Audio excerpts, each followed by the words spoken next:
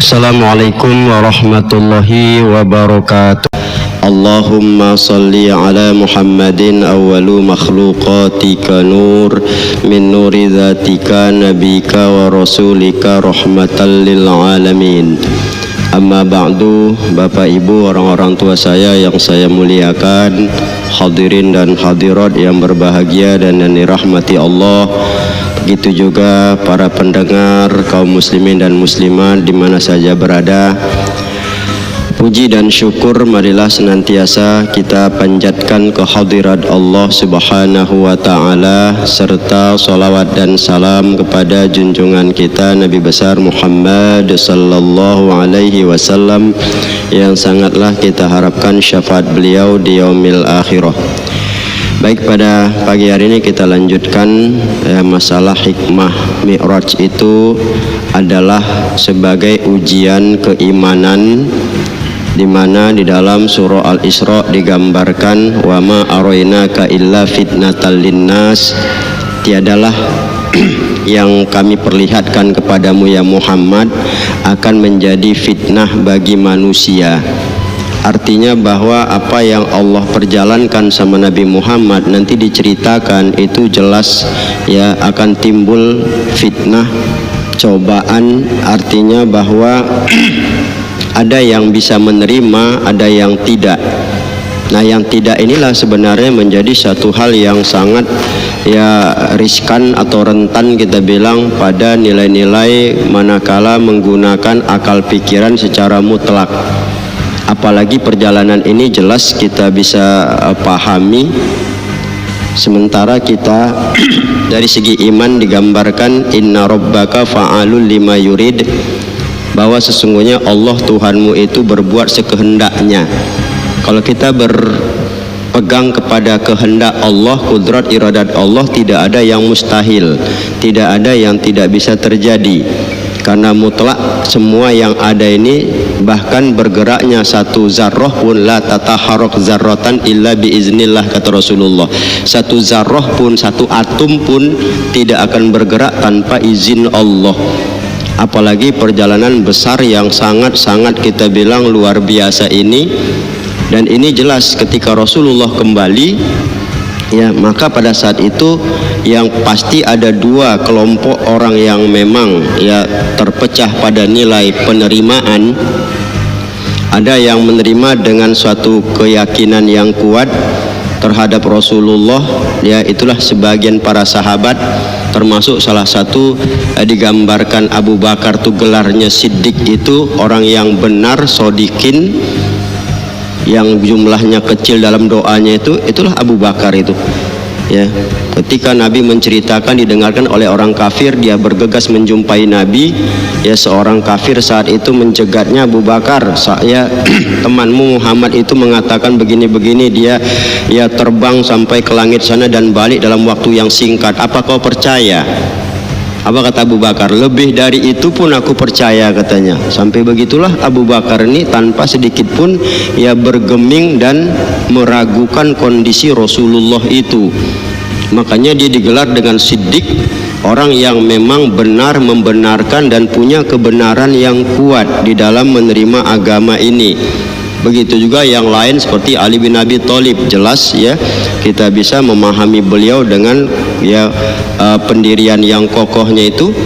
Tapi di balik itu kan jelas timbul yang kontroversi. Artinya apa? Ya mereka membawa dengan alam berfikirnya, di mana mereka saja berangkat dari Mekah ke Masjidil Aqsa ke Palestina itu waktunya 1 bulan. Bagaimana cara Nabi harus berangkat dalam waktu seperti sedikit dari bagian malam? Apa enggak gila? Itulah ya kalau kita lihat. Karena mereka melihat pada kondisi yang berjalan tuh pakai apa? Pakai onta, pakai kuda. Ya. Dia tidak berbicara dan memandang yang berbuat itu siapa. Nah, sinilah kalau kita lihat, ya percaya tidak adanya Allah sebagai Tuhan yang berkehendak, percaya tidak dengan Allah Tuhan yang maha kuat, percaya tidak Allah Tuhan yang berkuasa dan maha kuasa bisa berbuat apapun yang dia mau. Disinilah kalau kita lihat ya nilai yang ada itu. Makanya ketika Rasulullah menceritakan itu, seorang kafir itu berkata kepadanya, ya Muhammad, katanya kau terbang ya, naik ke langit, kemudian ya kau berangkat dari Masjidil Haram ke Masjidil Aqsa, kemudian kau terbang naik ke langit. Betul kata Nabi. Coba kau angkat kakimu sebelah, diangkat Nabi. Kau angkat sebelah lagi, ya tidak bisa, jatuhlah aku kata Nabi. Itulah dustanya kau itu, ya. Penipunya kau itu, berdustanya kau itu ya Muhammad. Kau angkat aja kakimu dua-dua, kau saja sudah terjatuh, tidak bisa. Bagaimana mungkin kau bisa terbang? Nah, ini kan mereka bicara pada fakta yang nampak ya secara simpel aja begitu, dengan pemikirannya yang dangkal seperti itu. Karena memang kita tahu ketuhanan mereka itu kan kepada berhala, ya, tidak kepada Allah. Jadi kalau orang-orang yang kita bilang ya berpikir tanpa ada nilai ketuhanan, ya memang begitulah, mendustakan. Dan ketika orang ini datang kepada Ali bin Abi Thalib, Muhammad itu menceritakan ya bahwa dia terbang naik ke langit sana, selesai dia naik dia turun, kan begitu. Apa kau percaya? Sementara sudah ku bilang sama dia, coba kau angkat kakimu sebelah. Diangkatnya, kemudian kusuruh satu lagi, dua-dua tidak diangkatnya, dia takut jatuh. Cobalah kau bayangkan begitu, apa enggak berdusta dia itu? Bagaimana pendapatmu? Ali enggak banyak cerita, dia cabut pedangnya, langsung dipancungnya kepala orang ini, putus. Nah ketika orang bertanya, wahai Ali, mengapa kau lakukan seperti itu? Apa kata Ali? Sedangkan cakap Rasulullah yang benar saja pun dia tak percaya, apalagi aku. Itulah jawaban yang bagus sama dia itu. Artinya itu penghinaan kepada Rasulullah. Artinya orang menghina Rasulullah sama dengan menghina agama, menghina keyakinan, menghina kebenaran, dan tidak pantas dan layak untuk seperti itu. Nah, di sini nampak sama kita ya bahwa nilai iman itu sangat berperan sekali untuk menerima kenyataan ya hal-hal yang berhubungan dengan Allah Ta'ala secara mutlak. Ya, perkara perjalanan itu terlihat oleh manusia atau tidak, karena manusia itu kan ya bagaimana mau melihat perjalanan yang begitu cepatnya. Tapi Rasulullah bisa membuktikan ketika rombongan orang yang bersembunyi di balik bukit karena ada penyamun, Rasul juga nampak. Ketika sampai, sebentar lagi mereka sampai, tanyalah pada mereka. Ada yang mengasih tahu kata Rasulullah. Nah ini dikasih tahu betul bahwa ada yang menyuruh mereka bersembunyi di balik gunung. Akhirnya mereka tuh selamat dan mereka tidak lama sampai. Nah banyak bukti-bukti. Ketika juga mereka minta, coba kau hitung berapa jumlah pintu Masjidil Aqsa itu dan jendelanya. Ya Rasul bilang, bagi mereka yang pernah pas. Ini apa lagi mau diragukan sebetulnya secara ya pemikiran, secara nilai-nilai keimanan. Inilah yang menjadi satu dasar bagi kita. Makanya tidak perlu diperdebatkan secara ya apakah dengan pikiran dan sebagainya, apakah badannya dan sebagainya. Karena kalau di dalam Quran kan jelas subhanalladzi asra bi abdihi, abdun. Ya abdun itu kan hamba, ya masuk kategori orang-orang yang lahir dan batinnya itu taat. Nah ini ya hal-hal yang seperti itu, apalagi peristiwa itu hal yang bersifat tidak nampak. Allah maha sempurnanya kan dalam sisi keimanan kan karena dia berbuat dua hal yang bertolak belakang. Mungkin kalau kita mengambil satu contoh, ada pohon, ya pohon itu besar, maka oleh orang ditumbangkanlah dengan menggunakan bulldozer, tumbang pohon itu, ya. Masuk akal kita, masuk, karena bulldozer nampak dengan tenaga yang kuat, pohon itu ditolak sama bulldozer dengan kekuatan ya powernya itu begitu kuat, tumbang. Oh pantas saja daun itu ya pohon itu tumbang. Kenapa? Ada bulldozer. Tapi datang angin kencang, angin nggak nampak, cuma ada hembusannya. Besar kekuatan angin, ditolaknya pohon itu, tumbang juga dia coba. Kalau kita lihat di mana? Kalau kita lihat ya, kalau nampak menolak tumbang masuk akal. Tapi kalau yang tidak nampak menolak, nah dari mana? Kalau kita lihat, itulah kalau kita bicara kehebatan Allah itu sebagai Tuhan yang maha berkehendak. Makanya kalau sudah bicara atas nama Allah, ya, yang kita sudah bicarakan, iftumastawa alal arsh, dia bersemayam di atas aras. Artinya apa? Dia mengatur segalanya di atas aras yang tidak punya, kita bilang tidak dikatakan tempat lagi, makanya Allah tidak bertempat. Ada seorang murid Imam Hasan Bisri, ya, kita mengambil satu perbandingan dari sisi pemikiran. Imam Hasan Bisri didatangi seorang muridnya bertanya sama dia. Ya, di pertanyaan itu ada 3.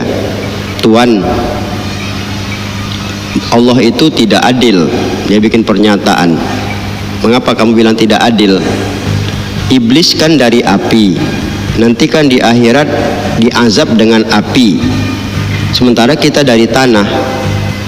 Yang pasti iblis tidak akan sakit. Nah, itu pakai otak dia kan. Ya, secara otak di dunia ini iya, teori adesi kohesi kan, yang sejenis tolak menolak, yang bertawanan tarik menarik kan begitu. Sementara kita berlawanan, anguslah kita di dalam api neraka nanti kan begitu. Iblis sementara api juga, dibakar dengan api, berarti dia tidak akan sakit. Yang kedua, Allah itu ada tapi kenapa tidak nampak? Yang ketiga, ya, mengapa manusia wajib berikhtiar, berusaha? Itulah ditanya sama Hasan Bisri. Maka oleh Hasan Bisri tidak dijawab, cuma dia tengok aja ke bawah. Tengoknya ada bongkahan tanah, ya, macam batu gitu, tanah itu agak besar. Diambilnya tanah itu, lemparkannya kepala murid itu, ya, ke jidatnya itu. Luka lah, kesakitan dia, berdarah. Dia mengerang, dia kesakitan, berdarah.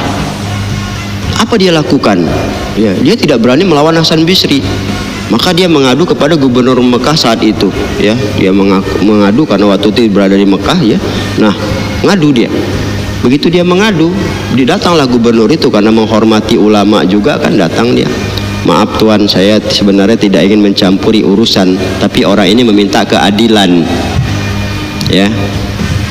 Apa yang dia minta ini, ya, saya lihat kepalanya berdarah dan dia merasa Anda zolimi. Apa itu betul? Oh tidak, kata Hasan Bisri. Ya, tapi Anda melakukan seperti ini. Ya, tidak. Dia itu bertanya, saya jawab. Mana jawabannya? Itulah di jidatnya itu, kata Hasan Bisri. Ya. Wah, itu bukan jawaban, katanya. Jawaban, kata Hasan Bisri. Ah, kalau gitu begini, kita kembalikan masalah. Memang kau bertanya, kata gubernur itu. Iya, saya bertanya. Apa yang kau tanya? Nah, cobalah kau sebutkan, kata Hasan Bisri sama dia. Allah itu, ya, akan mengazab makhluk itu dalam neraka. Allah itu tidak adil. Ya, iblis dari api, dibakar dengan api. Tentu iblis tidak sakit, kita akan hancur, kesakitan.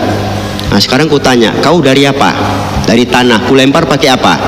Pakai tanah. Sakit kan? Nah, jadi jangan kau anggap juga dibakar dengan api itu dia tidak sakit, tidak diazab. Diam dia.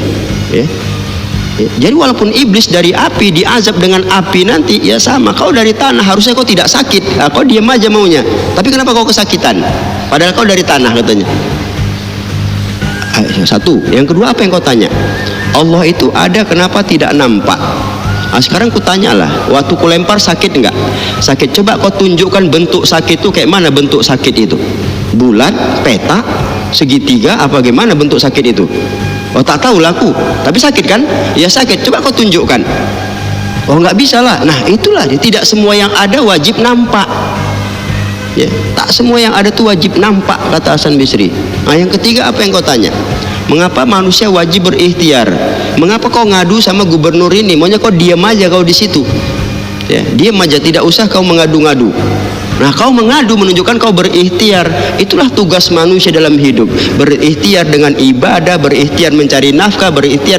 Itulah dia. Akhirnya gubernurnya agak tersipu malu, maaflah tuan, ya, saya terlalu jauh mencampuri.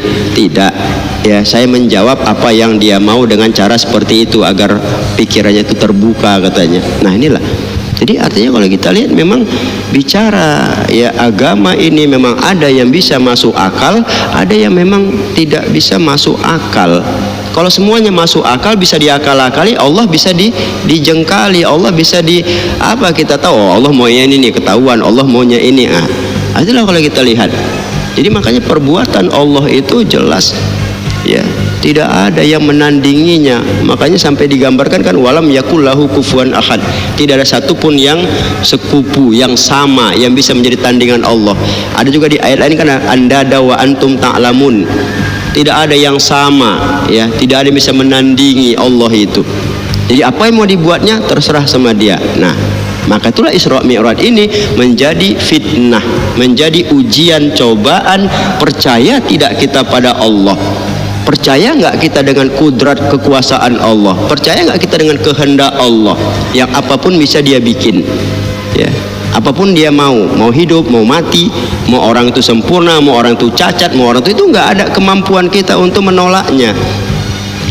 Sampai seperti ini kita bilang, perjalanan yang maha spektakuler ini, ya, yang berjalan sudah di luar batas, ya, hal-hal yang bisa dicerna oleh pikiran manusia. Inilah kalau kita lihat, ya, maka itu mari kita jadikan, apalagi buktinya kan, ya, sholat sebagai bukti Mi'raj itu.